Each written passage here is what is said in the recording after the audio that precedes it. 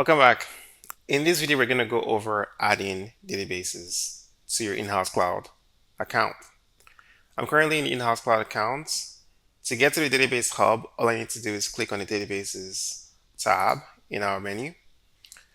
So I land in the Database Hub. As you can see, I already have quite a few databases configured. I have a MongoDB, MySQL, Redis, AWS S3, PostgreSQL database configured. To add a new database, all I need to do is click on the Add Database button, give the database an alias. So let's just call this let's just call this temp fun database. All right. And I'm just going to put a description of to be deleted because I will delete this immediately after. So you can pick between the different database providers that we integrate natively with. So MongoDB, MySQL, Microsoft SQL Server, PostgreSQL, Oracle. If you notice, it kind of changes for Oracle, SQL, Redis. It kind of goes back to what we had for some of the others. And then AWS S3 looks quite different because, for this one, we just need the access key and the secret access key.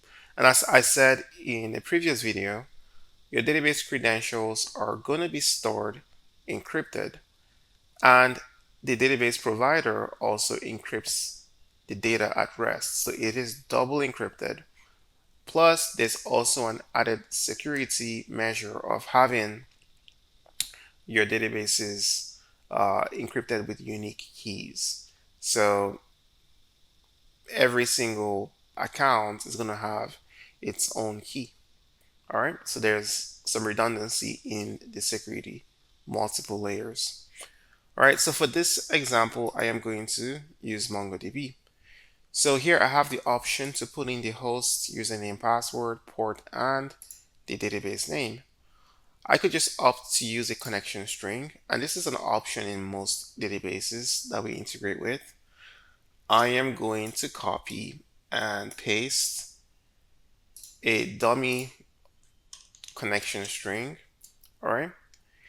So now when you connect your databases, you can basically click on the test connection. And what would happen if this was a valid connection is that you would get a success message.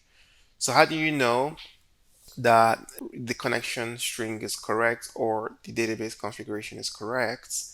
All you need to do is just test it, and you will get back a success message if it's correct, and it's going to be green. You're going to know right away that it was successful. And in this case, it is not an actual valid database, so that's why it is giving us an error. All right. So another thing you need to know is that you do not have to provide all the credentials for every single environment. So most people would develop their applications in a development environment and then later on deploy to a test or production environments. So I would say, have at least the development environment configured, or any environment you plan to consume this database in. Make sure that the database credentials are provided in these environments ahead of time. All right. So I am going to go ahead and add our database.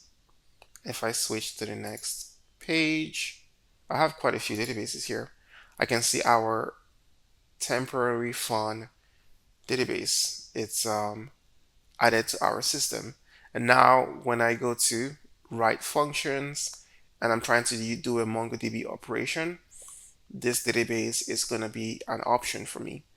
Also, if I wanted to do some dynamic functions, I could then just use the database ID as the pointer to this database.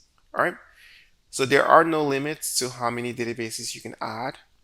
So you can add as many as you need and just consume them in your applications and build with your existing data and build applications that scale.